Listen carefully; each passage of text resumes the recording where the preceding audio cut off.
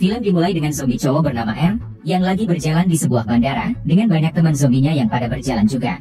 Situasi dunia udah terjadi kiamat zombie, dengan hampir semua negara yang terinfeksi virus zombie, bahkan presiden negaranya R pun juga terkena virus zombie.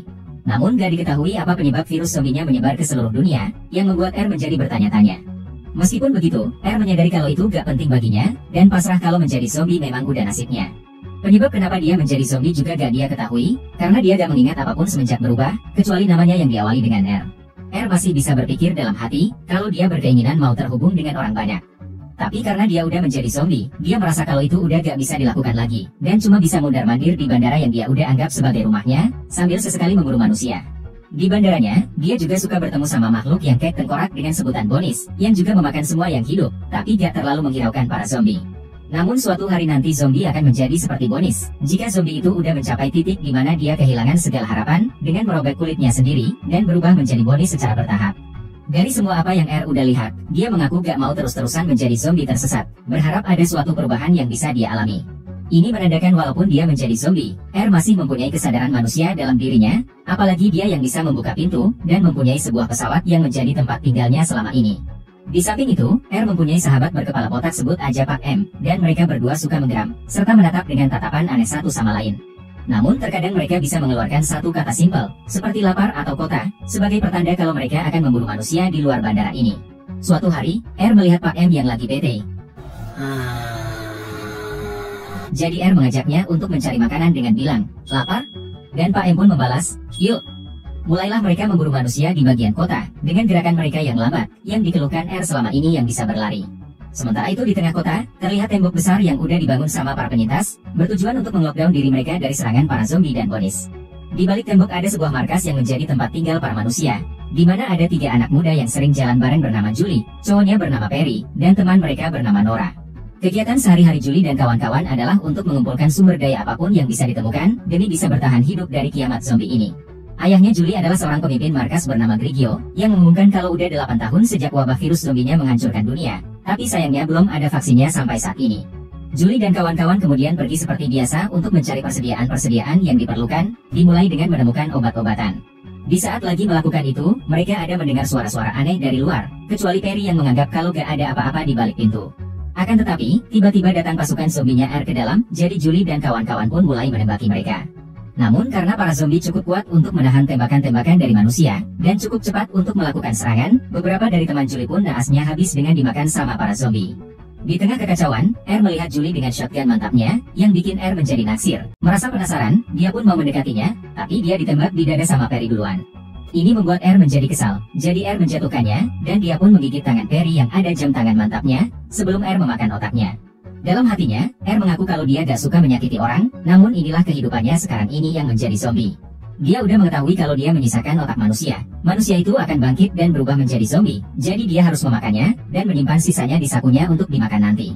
Dia menambahkan kalau otak itu adalah bagian yang paling mantap untuk dimakan, jadi setelah memakan otak manusia, kenangannya, pikirannya, dan perasaannya bisa dia peroleh, yang membuat dia merasa seperti manusia lagi. Setelah dia memakan otaknya Perry, R pun mendapatkan penglihatan dari masa kecilnya, sampai dia jadian sama Julie, di mana waktu itu wabah virus zombinya udah menyebar. Setelah mengetahui kenangannya, R melihat Julie yang masih berusaha menghabisi semua zombie, sampai suatu ketika dia melempar pisaunya ke R. Tapi dia gak melawan balik, melainkan mendekatinya sampai ke wajahnya. Melihat masih ada temannya si Pak M yang masih hidup, R pun mengusap pipinya Julie dengan darahnya sendiri, agar membuat para zombie berpikir kalau dia adalah salah satu dari mereka.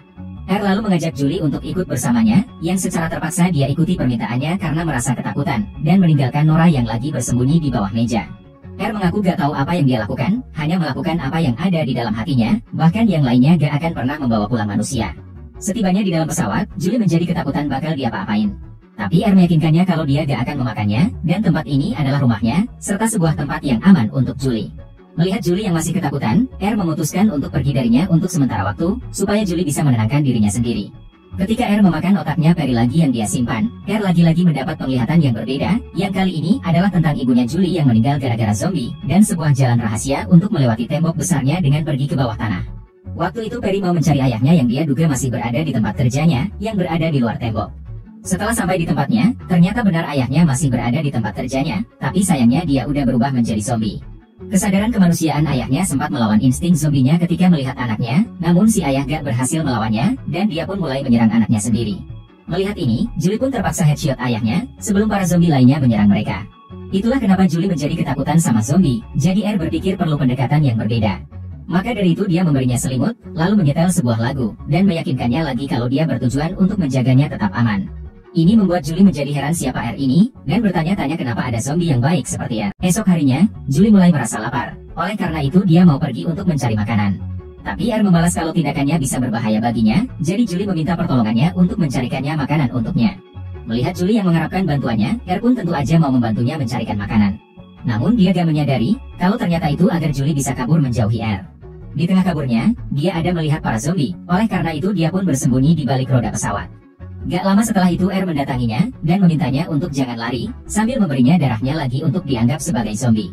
Tepat setelah mereka pergi, ternyata di depan mereka udah ada para zombie yang mendekati mereka. Jadi menyuruh Julie untuk berlagak kayak zombie, sambil membunyikan suara seperti ini. Julie pun mau gak mau mesti melakukannya, sampai mereka berhasil menjauhi para zombie, sebelum mengingatkan kalau di luar pesawat itu beneran gak aman.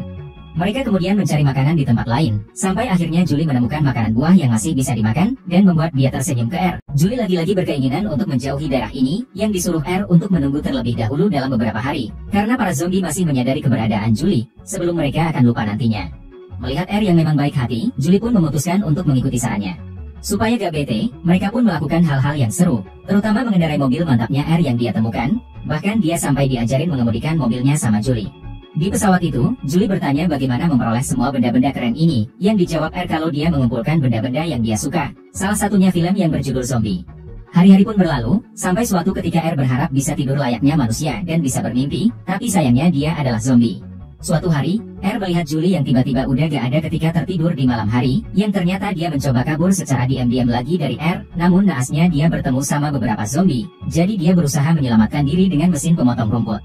Setelah menghabisi beberapa zombie, datang yang membantu, dan terpaksa harus menghabisi beberapa zombie yang mengganggu Julie, kecuali Pak Julie beralasan kalau dia udah pengen banget balik ke markasnya, karena ini terlalu lama baginya untuk tinggal di pesawat. Gak lama setelah itu Pak bangkit, dan menjadi kesal sama yang udah melindungi manusia, karena seharusnya manusia itu untuk dimakan, yang membuat dan Pak menjadi berdebat. Perdebatan mereka segera terganggu, ketika datang satu bonis yang mau mengincar Julie, oleh karena itu dan Julie pun cepat-cepat kabur darinya. Setelah mereka mengunci si bonis itu di dalam bangunan, ternyata masih ada 3 bonis di luar, dan mereka pun langsung ditabrak sama Pak dengan sebuah kendaraan. Pak memutuskan untuk membantu Julie, beralasan kalau dia itu orangnya menarik, sebelum Pak membawa pergi mereka berdua. Sesampainya di parkiran mobil untuk kabur dengan mobilnya mereka bertemu sama banyak zombie yang udah ada di sana. Ini tentu aja membuat Julie cemas, namun setelah dia memegang tangannya para zombie menjadi percaya dengannya, merasa kalau dia adalah bagian dari mereka. Setelah berhasil kabur dari para bonis yang mengejar, situasinya menjadi hujan, yang membuat Julie menjadi kedinginan. Jadi dia memutuskan untuk menginap di rumah seseorang yang udah kosong, yang merupakan salah satu kawasan terakhir yang dievakuasi ayahnya. Di dalam, Julie menemukan sebuah kamera, dan langsung memfoto satu sama lain, untuk dijadikan sebagai kenangan. Ketika membaca majalah yang ada seorang artis yang udah gak tahu kemana, Julie mengabari kalau dia mau tidur di kamar di lantai atas. Namun ini membuatnya gak enak, oleh karena itu dia menyuruh untuk tidur di kamarnya juga, tapi di lantai. Sebelum mereka tidur, mereka ada melihat pasukan ayahnya Julie yang lagi mencari anaknya, yang membuat Julie berpikir kalau ayahnya pasti akan headshot jika ketahuan. Dalam kekhawatirannya, Julie melihat yang mencoba keras menjadi lebih baik daripada manusia manapun di kotanya. Meskipun begitu, ini membuat dia menjadi gak enak hati, jadi dia mulai mengungkapkan sesuatu dengan menunjukkan jam tangannya Perry. Mengambil jam tangan itu setelah dia memakan Perry, karena seperti yang diketahui Julie, orangnya suka mengambil barang-barang keren. Dari jam tangan itu, Julie mengetahui kalau udah memakan mantannya, dan terlihat menjadi kesal setelah mengetahuinya, walaupun udah meminta maaf udah memakan mantannya. Ketika dia berbaring terus-menerus, ternyata perlahan-lahan dia bisa tertidur, dan memimpikan Julie beserta kedua temannya. Di sana Julie bertanya ke mau jadi orang seperti apa, yang dijawab dia kalau dia gak tahu mau jadi apa, karena kondisinya yang udah menjadi zombie. Tapi setelah Julie bilang kalau bisa menjadi apapun yang dia mau, Perry langsung menyela dengan bilang kalau itu gak akan terjadi, dan mengungkapkan kalau udah memakannya. Esok harinya setelah terbangun, melihat Julie yang udah gak ada, menduga kalau dia pasti udah balik ke kotanya dengan membawa mobilnya. Dari sini merasa kalau Julie melakukan itu, adalah untuk supaya bisa lebih aman tanpa bersamanya. Alhasil ini membuat menjadi kehilangan harapan untuk mendekati seorang cewek yang dia suka, karena dia kembali menyadari, kalau dia ini adalah zombie. Sementara itu di bandara, Pak ada melihat foto kedua orang yang memegang tangan, dan itu membuatnya keingat dengan pegangan tangannya dan Julie. Dari foto itu, dia mendapatkan penglihatan akan seorang wanita, dan merasakan kasih sayang ketika bersama wanita itu, seperti manusia pada umumnya.